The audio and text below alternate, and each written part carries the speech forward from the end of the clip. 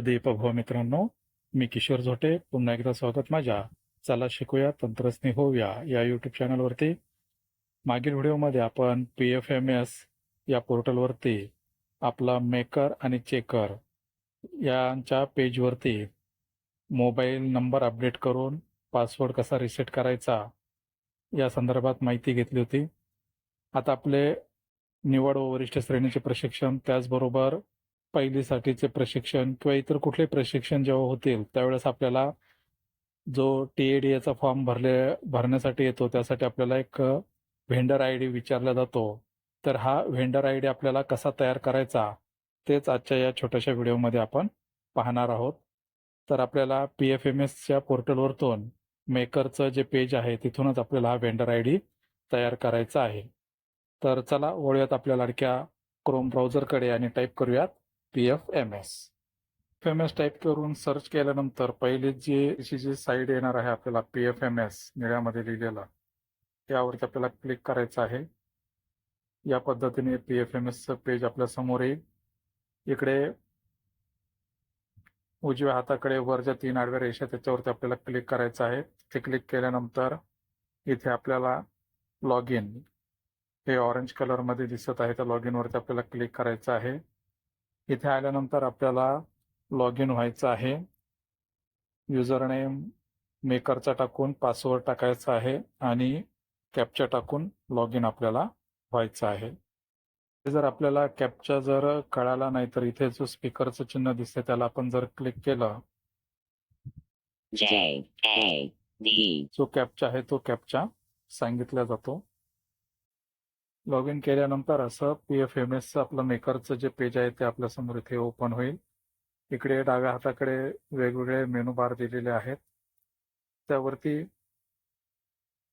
आपल्याला मास्टर्स लिहिलेला हे लिहिलेलं जे आहे त्या बारवरती आपल्याला क्लिक करायचं आहे.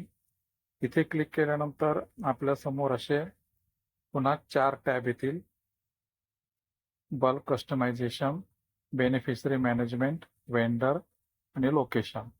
तर आता इथे आपल्याला वेंडरवरती क्लिक करायचं आहे.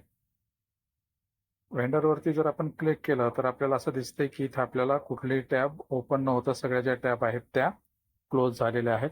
तर काही घाबरायचं कारण नाही. दुसऱ्या एका टॅबवरती क्लिक करून पुन्हा मास्टर्स टॅबवरती आपण क्लिक केलेलं आहे. पुन्हा त्या 4 टॅब ओपन झालेल्या आहेत. आता इथे एक काळजी घ्यायची आहे, तर वेंडरची जी ही टॅब आहे या टॅबवरती क्लिक न करता थोडा वेळ प्रेस करून ठेवायचा आहे. इथे थोडा वेळ प्रेस करून ठेवल्यानंतर अशा पद्धतीने आपल्या समोर पॉपअप विंडो येईल. त्याला क्लिक न करता कुठेही बाजू साईडला आपल्याला क्लिक करायचं आहे. ती विंडो गायब होईल आणि इथे पुढच्या ज्या टॅब आहेत त्या आपल्या इथे दिसतील. आता इथे बघा काय आहे, मॅनेज आहे, ॲड न्यू अकाउंट, रिव्हॅलिडेशन आहे, अपलोड वेंडर डाटा आहे, बल्क मॅपिंग ऑफ वेंडर हे सुद्धा आहे. तर याच्यामध्ये आपल्याला नंबर 2ची जी ॲड न्यू मॅनेजच्या खाली ॲड न्यू मध्ये आपल्याला नवीन आपला वेंडर ID तयार करता येतो. तर या ॲड न्यू वरती आपण क्लिक करूयात. ॲड न्यू वरती क्लिक केल्यानंतर अशा पद्धतीने आपल्याला आपल्या समोर जो आहे तो वेंडर तयार करण्यासाठीचा क्रिएट वेंडरचा हा मग इथे क्रिएट वेंडर आलेला आहे, त्याचा हा फॉर्म ओपन झालेला आहे.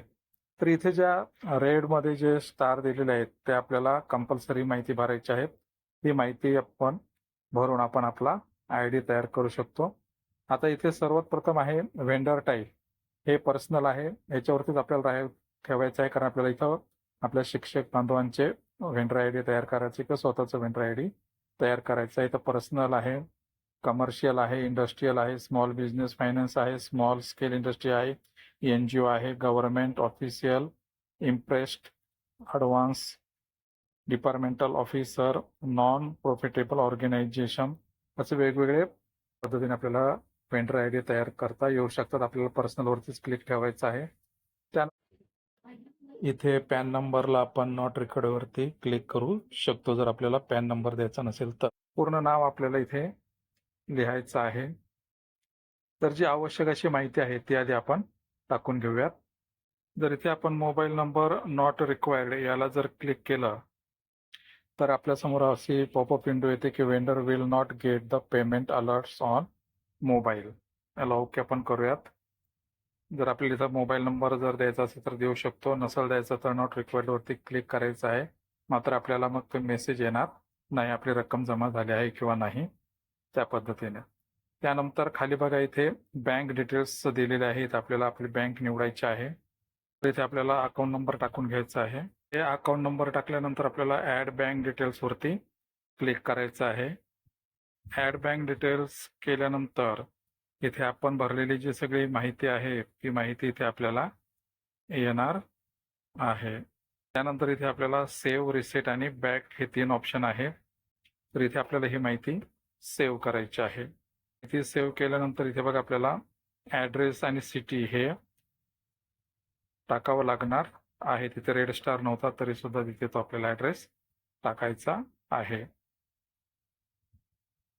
ती माहिती भरल्यावरती पुन्हा आपण सेव्ह या बटनावरती क्लिक करणार आहोत.